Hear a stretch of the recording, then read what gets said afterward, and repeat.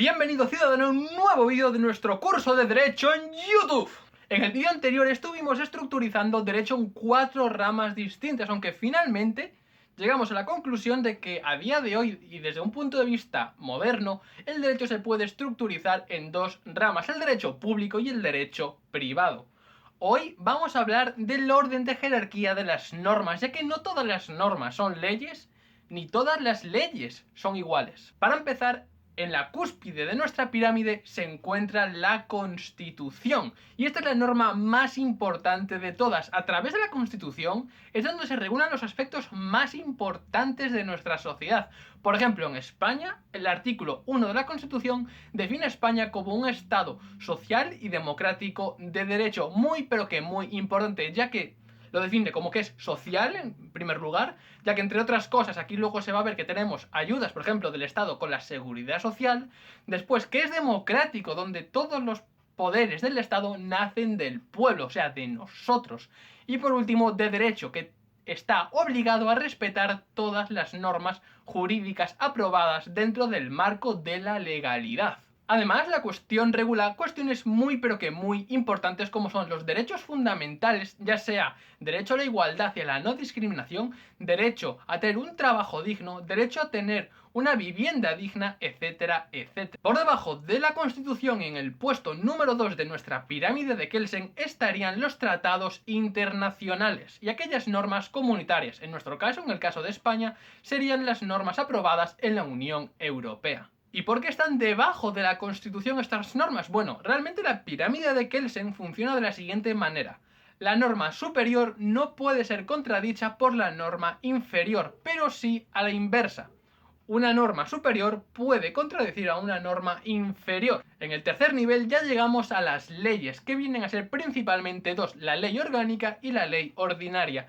Ambas ellas están al mismo nivel, no hay una que sea superior a la otra, sino que realmente tienen materias de regulación muy distintas. Para que nos entendamos, la ley orgánica jugaría la primera división española y la ley ordinaria jugaría pues la primera división inglesa o francesa. La ley orgánica principalmente se encarga de regular aquellas materias que específicamente en el artículo 81 de la Constitución, que os lo dejo por aquí abajo, le ha designado para que la regule. Entre ellos están los derechos fundamentales, entre los más importantes. Luego estarían las leyes ordinarias, que tienen el objetivo de regular y legislar aquellas cuestiones que no estén atribuidas a la ley orgánica y se regulan en el artículo 82 de la Constitución española. Luego existen unas normas especiales que son los reglamentos con rango de ley. Estos serían el Real Decreto Ley y el Real Decreto Legislativo. Los Reales Decretos Ley se diferencian de las leyes normales en que son promulgados directamente por el gobierno, que también tiene la competencia de dictar reales decretos ley en caso de extrema y urgente necesidad, como por ejemplo podría ser una necesidad extrema que hubiera una inundación, por ejemplo, en una zona de España y se necesitaran destinar ciertos recursos a esa zona en concreto. Por ejemplo, ahí se podría aprobar un Real Decreto Ley para paliar esa situación extrema y que no se podía prever de ninguna forma. Por debajo ya estarían los reglamentos, que son aprobados por el gobierno y tienen la función de, digamos, desarrollar en mayor profundidad, sobre todo en cuanto a la forma de hacer las cosas, de las leyes ordinarias y de las leyes orgánicas. No tenemos mucho cuidado. No pensemos mal de los reglamentos, de que no son útiles o que no tienen poder. Efectivamente, el reglamento, como está por debajo de las leyes orgánicas y ordinarias, tiene que respetar en todo momento los principios y los valores de estas leyes.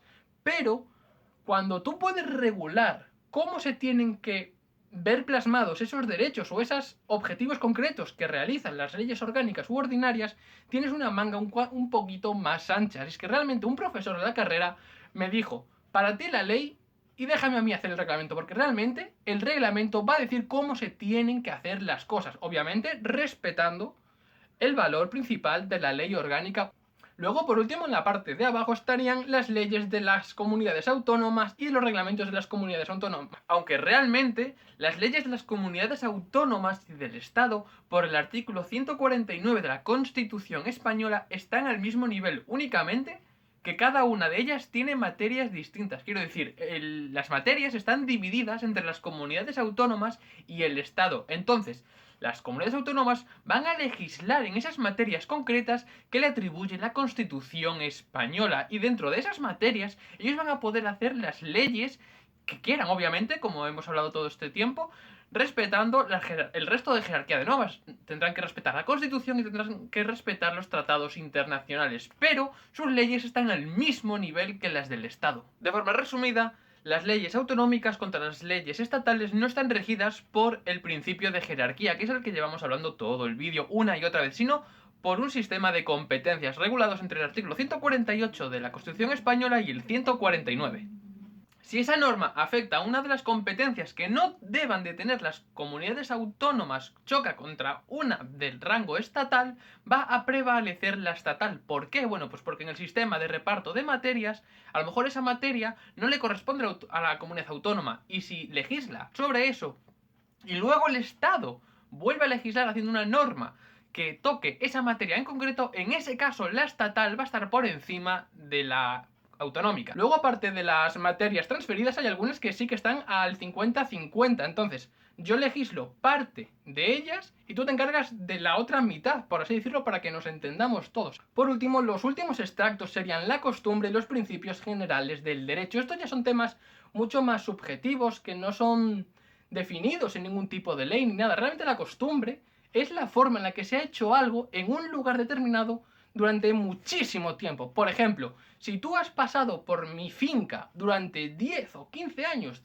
o de forma pacífica, y eso se ha hecho así y no existe ninguna ley, repito, no puede existir ninguna ley que regule el que yo pueda pasar por tu finca o tú puedas pasar por mi finca, la costumbre va a tener fuerza de norma y va a ser obligatorio su cumplimiento, y tú no me vas a poder impedir a mí que yo pase con tu finca. Pero repito, eso si no se encuentra legislado en ningún otro tipo de norma, ya que la costumbre y los principios generales del derecho operan solamente cuando no hay ninguna norma que por encima diga algo al respecto, porque como ya hemos dicho al principio del vídeo, las normas de abajo no pueden contradecir a las normas de arriba.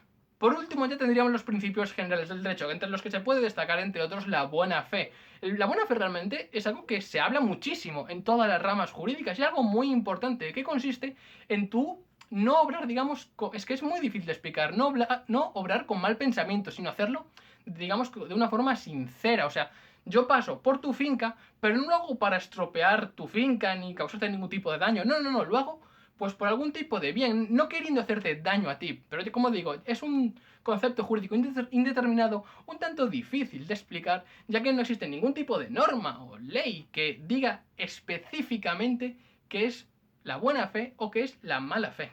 Así que, queridos ciudadanos, si te ha molado este segundo vídeo del curso de Derecho, no te olvides de suscribirte, comentar tus dudas jurídicas y darle a la campanita para seguir viendo más vídeos. Nos vemos en el próximo vídeo y hasta la vista.